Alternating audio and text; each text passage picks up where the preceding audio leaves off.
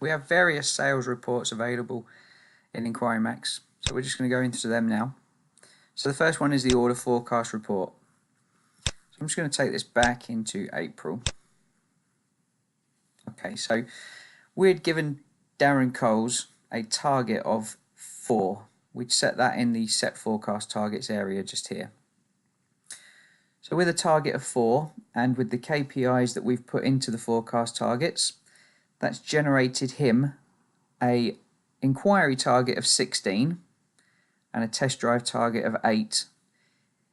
If he loads 16 inquiries and does 8 test drives, we expect that he'll sell 4 units. So this is really your sales funnel. For the month, he needed to do 16, he actually did 34, so he was 100% of his target. He managed to do more demonstrations, so he was 100% of his target again, and do more orders than his actual to-date target as well. So if we take it into May, you can see here, as yet, he's not loaded any inquiries. We've not got any targets set out either.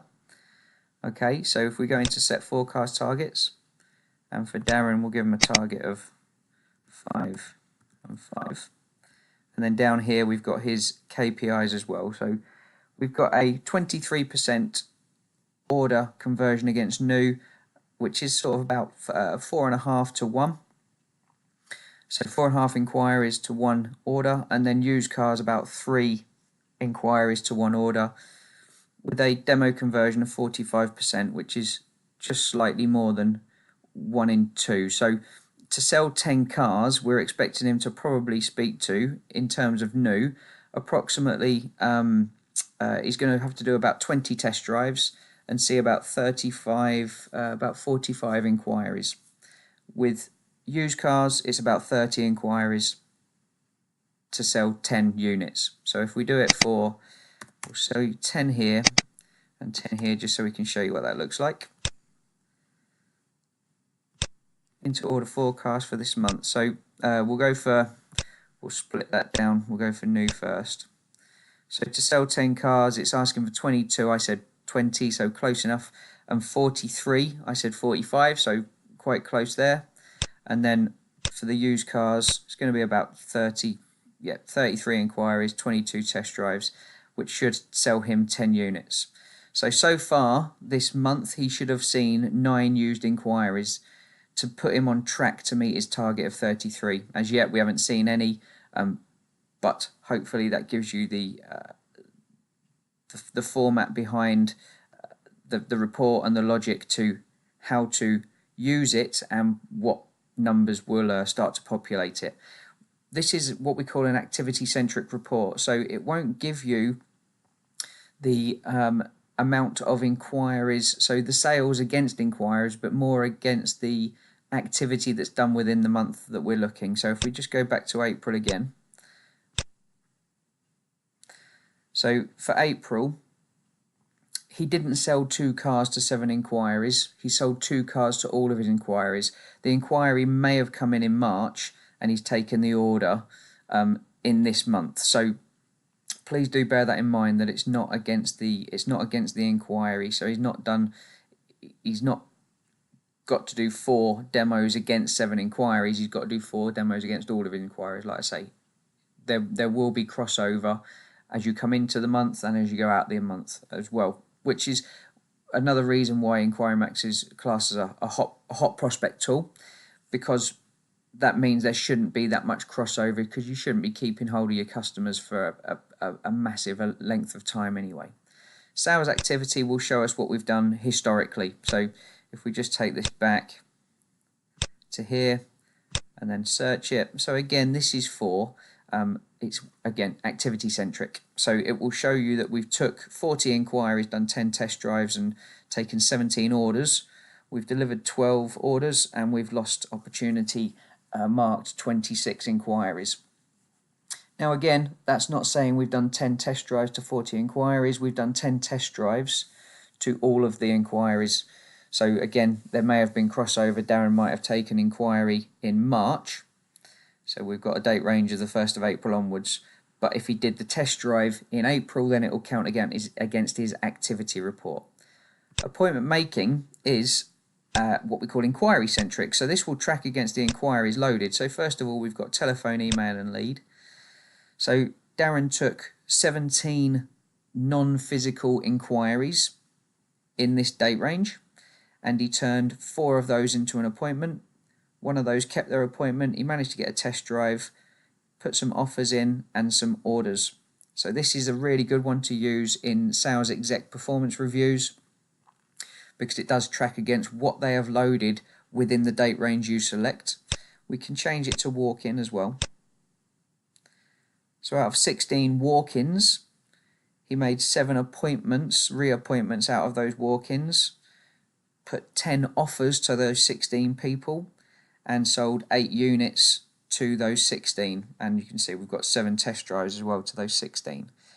So again, really good for the exec reviews. Lost opportunity, excellent for prospecting. So you can go into your reason, pick out the reason that you decide that you want to have another go at. Maybe it'll be people that didn't buy because of the price. Maybe you've got an offer on a particular make and a model at the moment, so you can change the model to whatever you want it to be. So if we just go for a, just so you can see what brings up the models. Okay. And what that means is I can then export that and say to my sales team, let's do some marketing on these customers. We've got extra margin or extra support against that specific car. So see if you can generate anything out of that. Points to success. So if I just go back to last month. Okay, so points to success will count down from the morning. So if you're looking at this as of yesterday, for instance, okay, it will count down from the morning that you're looking at it. So if you have, let's say execs have today, so if we're looking at this week and today they've got 20 things in their diary, but up till yesterday everything was cleared down, so there's no overdues, just 20 activities for the day. So first thing in the morning, this report will show that they've got 20 with no contact next to them, because at the moment they have no forward date. But as they go through the day, this number should start to decrease as they start to action the activities that are in their calendar for the day. So best time to look at this is really last thing in the evening. Take a screen grab of the report or export it, and again you could use that in the exec reviews. It really pushes the sales process by them getting points determined by what activity they've conducted or not in some cases. Order handover report.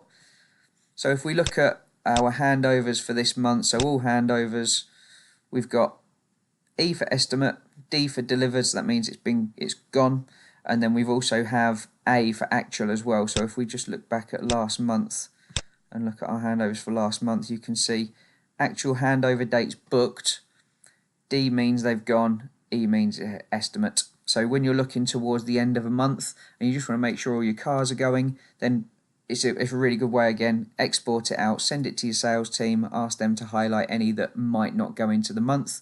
And if they don't, all you need to do is just go into the inquiry. So if we take Mr. Jeffrey for an instance, we can go into his inquiry and we can change his estimated handover date here. Okay.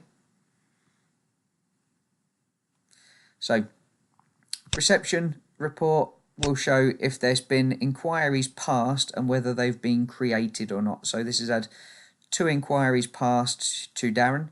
He's created one of them and not the other, and he's actioned both his callback requests, so he's got no outstanding callbacks. No date report.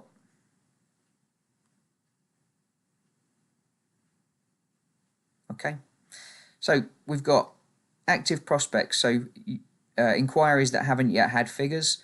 We've got 80 of those in the diary. 69 of them are overdue, which is 86% of our total activity. Active offers, people that have inquired and had figures, so these are a lot closer to making a purchase. 2 of those in the diary and 2 of those are overdue. Pre-handovers, people that have bought but not yet collected. You can see 69% of our total activity is overdue.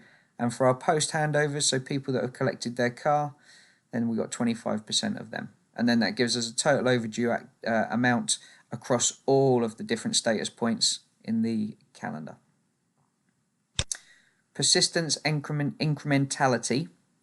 Now this report is to show possibly how many follow-ups are needed to sell a car. So if we just take this back, so down here it gives us the amount of cars that we've sold, and the top line is telling us how many follow-ups were made to sell them cars. So we sold 28 cars to follow-ups between 1 and 4. You can see 14 of those were actually made after no follow-up. So it might have been a customer came in today and said, yeah, I'm happy with that, I'd like to go ahead. After 1 follow-up, we sold 11 cars. After 2 follow-ups, 2 cars. 3 follow-ups, we sold 1 unit. And then after 4 follow-ups, we haven't sold anything. And beyond that, we haven't sold any units to anyone that's taken longer than 4 days. Gives you your total as well at the top. So 25 sales made. So that's what the persistence incrementality report is for.